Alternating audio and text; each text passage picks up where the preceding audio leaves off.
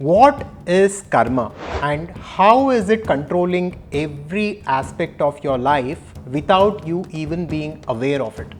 Now, we have all heard of the term karma, and we have heard that karma is action, karma is memory, karma is the consequences of our action, etc. Although almost all of us have heard about karma, almost none of us have understood it in a deeper level. So in this video, we will go deep into the subject of karma, and in the 5 parts within this video, we will go to the bottom of this and we will uncover the mystery of karma. And I truly believe if you understand karma, you can begin to wake up and start taking control over your reality. The Adhvaitha channel is about conscious living and conscious creation. Here we explore Vedanta and various ancient spiritual teachings from India to understand the nature of reality and to consciously create our lives. And make sure to hit like and subscribe to our channel to help us spread this knowledge. So as I said, there are 5 parts in this video. The first part is about a basic introduction to karma. The second part will be about the 4 aspects or the 4 types of karma and how they affect our lives.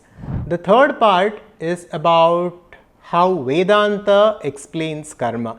The fourth part is about how yoga explains karma, and here we will also look at Sadhguru's book Karma. And the fifth part of this video is about karma yoga, and it is about taking control of our reality to be masters of our destiny. Now let us come to part 1, which is the introduction to karma. The word karma comes from the Sanskrit word kri, which literally translates to action. So every kind of action we perform at the physical level through the physical actions, and at the mental level through our thoughts, feelings, emotions, etc. and at the energy level through our subtle vasanas and tendencies, all of this constitute karma. Basically, as per the teachings of ancient Hinduism, our subtle body or the mind passes through various physical bodies. We basically go through various lives as different life forms, as animals, as plants, as different human beings, etc. And through all these incarnations, we perform various actions and we do various things. And all of this, the subtle body or the mind remembers. So every action we perform, every thought we think leaves an impression on the subtle body, on the Sukshma Sharira. This is karma. And we have accumulated a huge amount of data from evolution, from different reincarnations and rebirths. And all of this together has created our Sanchita karma, which is the total repository of data that we have accumulated. So we need to understand karma in this way. It is not that someone else who is outside of us is looking at what we are doing and is noting down the good things and the bad things we are doing in order to reward us or punish us, but it is the nature of our own subtle body or the mind that it remembers whatever it does. So as long as we are identified with the subtle body, whatever action we perform, the subtle body remembers at its deepest level. This is karma. In part 2, let us look at the 4 aspects or the 4 types of karma.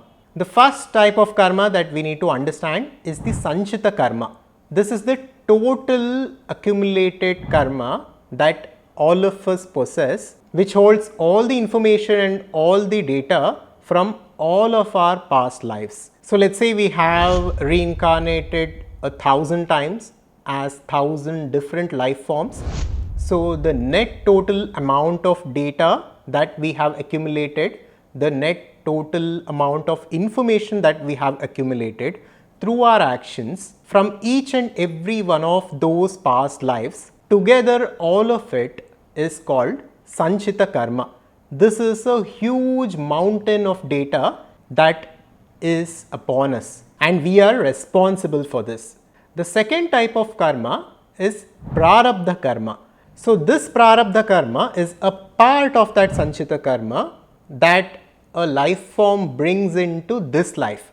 So, a part of Sanchita Karma is assigned to a life form for its current life. So, the life that we are living right now, the way we look, our height, our structure, the parents that we have, the family that we belong to, the default personality that we have, all of it is because of the Prarabdha Karma. This is a part of Sanchita that has come to us for us to live this current life. With that, let us come to the third type of karma, which is Agami Karma. Now, Agami Karma is simply the karma that we perform in this current life. So, we do a lot of activities within this life and we accumulate a lot of karma within this life, and the data and the memory from these activities of our current lives will go and deposit onto the Sanchita Karma, right? So, all the actions that we do in this current life, the effects of it or the impressions of it will go and deposit onto our Sanchita, which is the huge mountain of karma that we possess from all of our previous lifetimes.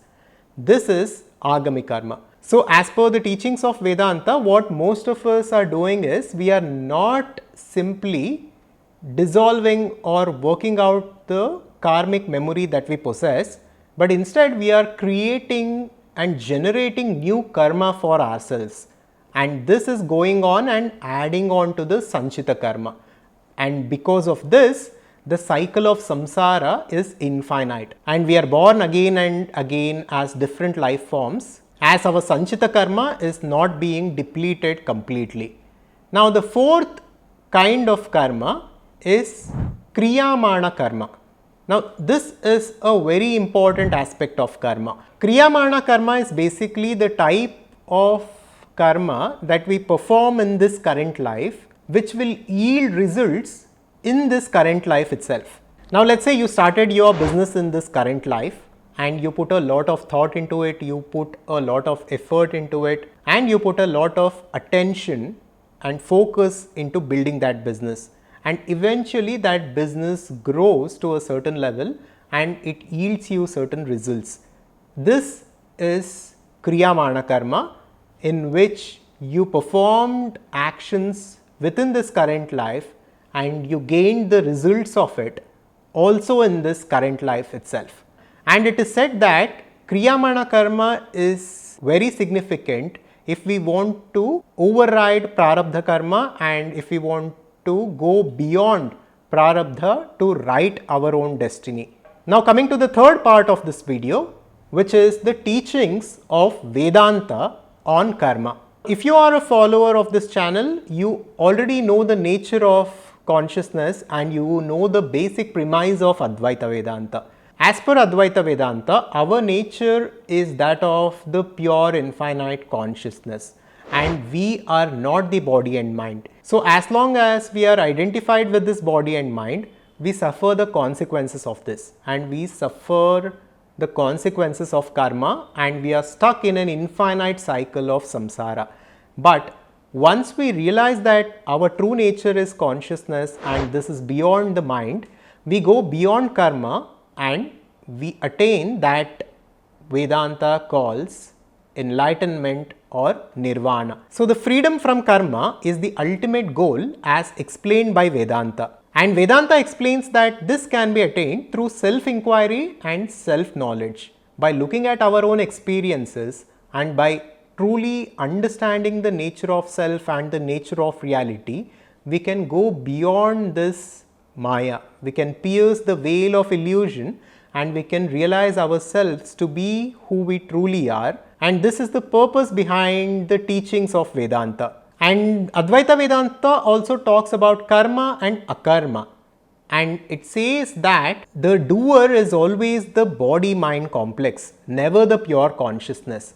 The consciousness is beyond all this and is never the doer, but our body-mind complex is that which is associated with karma, and our identification with them is the cause of our suffering. And according to Advaitha Vedanta, there is a fundamental opposition between karma and self-knowledge. When self-knowledge is attained, the sense of doership diminishes and karma ceases to bind the individual. And only in the absence of self-knowledge, when one is ignorant, does karma have any influence. And Vedanta also acknowledges the role of impressions or samskaras created by thoughts and actions. These impressions influence an individual's subsequent thoughts and actions, shaping their character and future experiences. With this, let us come to the fourth part of this video, which is understanding karma through the teachings of yoga by looking at Sadhguru's book Karma.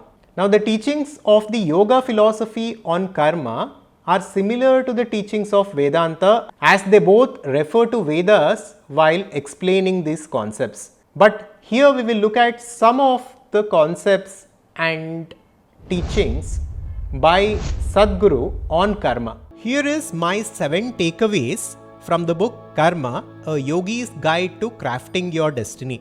Number 1, karma as inescapable basis of life. The concept of karma is depicted in this book as an inescapable basis of human lives. It says that individuals cannot evade the consequences of their actions. It is described as a cycle that follows individuals wherever they go. The second takeaway is about human capacity for freedom and transformation. Human beings have the capacity of transforming and transcending their instincts, but most people are unable to act without a personal agenda, leading to a compulsive existence and the generation of karma. This book emphasizes the importance of inclusively involved actions to reach the end of karmic production and to achieve liberation. Takeaway 3, karma is memory. The book delves into the concept of karma as memory, explaining how memory of karma is prerequisite for form and the connection between memory and the birth of the first form in creation. It also discusses different types of memory that make up individual and collective karma. Takeaway 4 is about purification and karmic burning. Purification is necessary for those who are entangled and compulsive. Once meditation begins, the path becomes an illuminating process of creating a certain distance between oneself and their physical and mental dimensions, leading to freedom. The fifth takeaway is about understanding the origin of karma. The book also explores the origin of karma and the creation of the karmic cycle, depicting the emergence of the grand theater of cosmos and this world. It talks about all this in the form of a yogic creation story, which as per this book is a scientific truth that is explained in a poetic way. The sixth takeaway is about reclaiming the responsibility. The book highlights the tendency of individuals to outsource responsibility and pass the buck to their old karma, thereby missing the enormous potential of the present moment. It emphasizes that every human being has awareness enough to overcome karmic tendencies and has a choice to transcend their karmic inheritance and be free from it. But the sad thing is, most of us do not make use of this power that we have of transcending our karma. And the seventh takeaway is the ultimate dissolution and transformation. The ultimate aim for a yogi, or for that fact any individual, is Mahasamadhi, or the ultimate dissolution of the limited identity. This involves a voluntary giving up of the physical, mental and energy bodies. So like this, the book goes on to explain very deep concepts about karma, and it talks about how we can go beyond karma and take control of our destiny. So if you want to go deeper into karma, I strongly suggest you buy this book and study it. Basically, from all this, what we need to understand is that our karma and the memory that we hold has created a certain momentum for our lives, and it has created a set destination for our lives. And now if we want to change this destination, and if we want to take control of our destinies, we need to overcome the momentum of karma And this requires energy, this requires attention, this requires focus, and this requires concentration.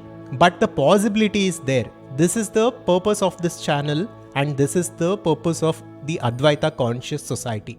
With that, let us come to the final part of this video, which is the fifth part, that is about Karma Yoga and about taking control of your reality to consciously create your lives the way you truly want to live.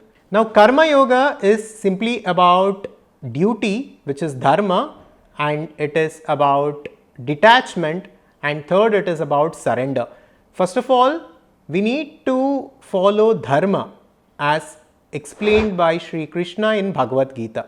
Whatever our dharma is, as a citizen of a nation, as a professional, as a businessman, as a mother, father, etc., that is to be followed while being detached from the desires and from the outcomes of the action, and the results and the outcomes must be surrendered to that higher intelligence or consciousness, which is the source of creation. Through this, whatever action we perform, it becomes frictionless and we can easily attract the results, and a positive life naturally unfolds. This is the fundamental premise of Karma Yoga. Let us now go deep into karma. As we discussed earlier, karma is the accumulated memory of all our actions, and it includes all the impressions that we have gathered. This karma creates what we call vasanas.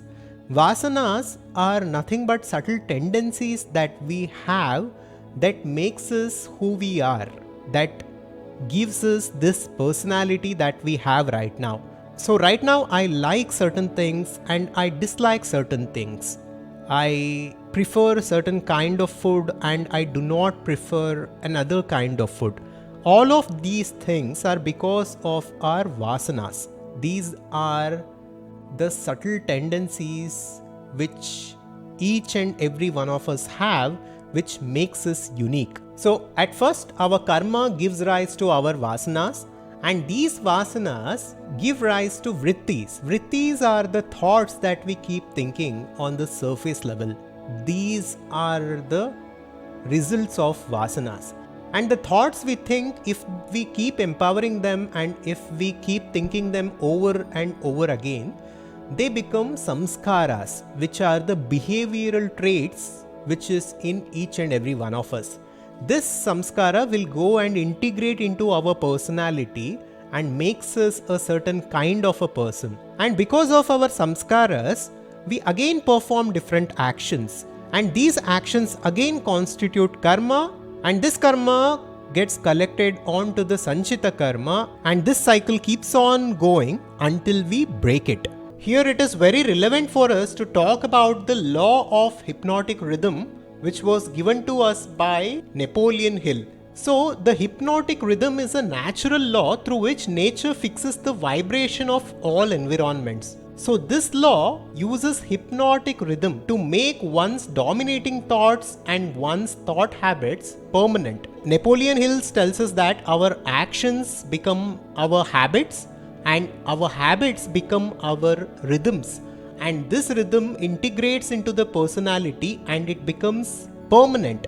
So through this law of hypnotic rhythm, we have unconsciously crafted a personality for ourselves. This hypnotic rhythm can also be understood as karma. Karma is nothing but action, and our past actions have created deep-seated vasanas or rhythms within us, and this is controlling our lives unconsciously, and we need to be conscious of this, and we need to transcend this in order to create our lives consciously. And Napoleon Hill also gives us certain pointers in his book Outwitting the Devil in order to come out of this hypnotic rhythm and in order to craft our lives consciously. And here are the 7 steps that he recommends. Step 1, definiteness of purpose. Know what you want from life. Step 2, mastery over self. This is about having discipline.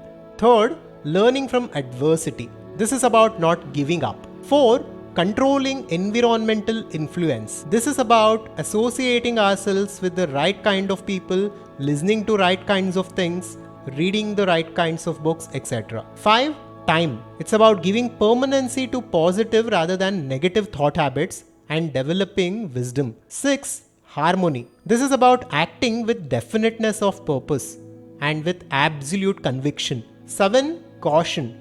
This is about thinking about our plan of action before actually acting. And through these steps, we can break the hypnotic rhythm and we can transcend it. Now, if you want to go deeper and if you want to truly understand what vasanas are and what samskaras are and how these subtle tendencies and behavioral traits are controlling your life and how you can begin to integrate new samskaras into your life in order to create the life that you truly want to live, then we had made an extensive video on this very subject. So here is this video and make sure to watch this next. Thank you. Make sure to subscribe to our YouTube channel and I'll see you on the next one. If you liked the video, check out this next and make sure to subscribe to our YouTube channel for more content like this. Thank you and welcome to our community.